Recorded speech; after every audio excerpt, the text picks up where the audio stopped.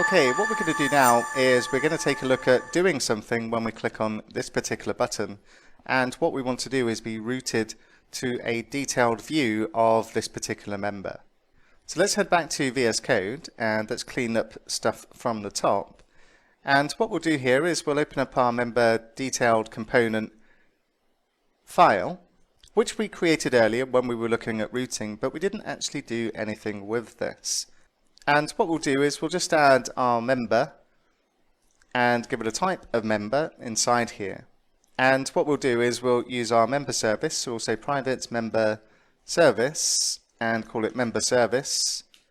So what we also need in here, because what we want to access when a user clicks on any of these routes, then we're going to send up, or they're going to use their username, or we're going to use the username to decide which user this is, and we need to access that particular user's profile.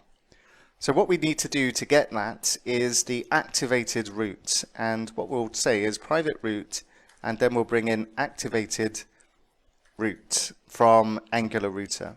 And what we can do inside here, we'll say load member, and we'll say list.memberService.getMember,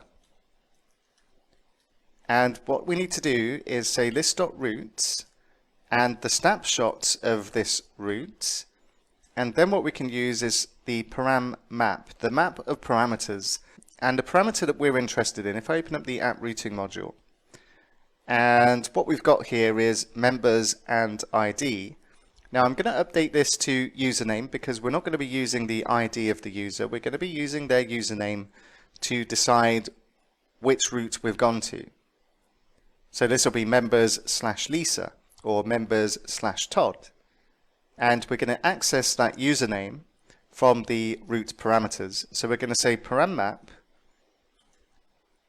and then we're going to say get, and what we access is the same name that we've just changed this to, is the username of this.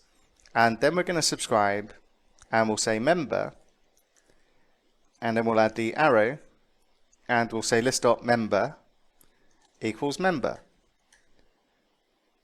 And then in our ng on init, what we'll do is we'll say list.loadMember. And let's go over to our member detail component template. So we'll open up the HTML, and all we'll do for now, just to make sure this is working, is we'll add an h1 tag, and we'll just say member.knownAs. And it took a little while, but the autocomplete IntelliSense has finally appeared. So we'll use member known as, and then what we can do is we can go to our member card component, the HTML, and what we want to do is where we've got our icon for our user and list button, what we're going to do is add a router link here, and we're going to set this equal to /members, and then we're going to use another / and we're going to use interpolation, and we're going to say member.username.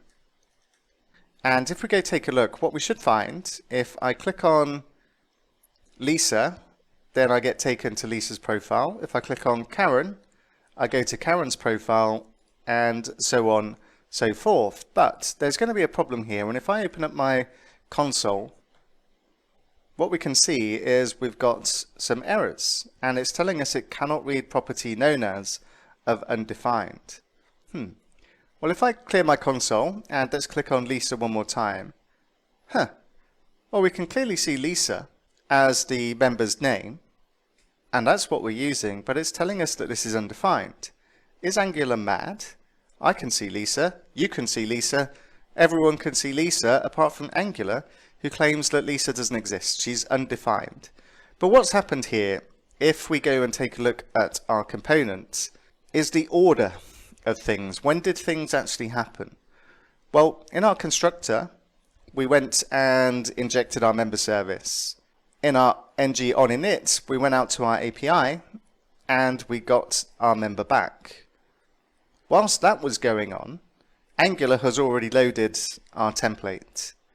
And this doesn't happen until after the template has already been created by Angular. So when Angular created this template, Angular didn't know that our user was about to exist. So what we need to do to avoid these errors in our console is add a conditional to see if we have the member before we try and display the member. So what we can do is say a-ng if, and then we can check to see if we have a member before we actually display the users known as. And if we go back to the browser and we refresh, we see that our errors have gone away. And if we go onto matches and we click on another user, then no errors. Everything looks good.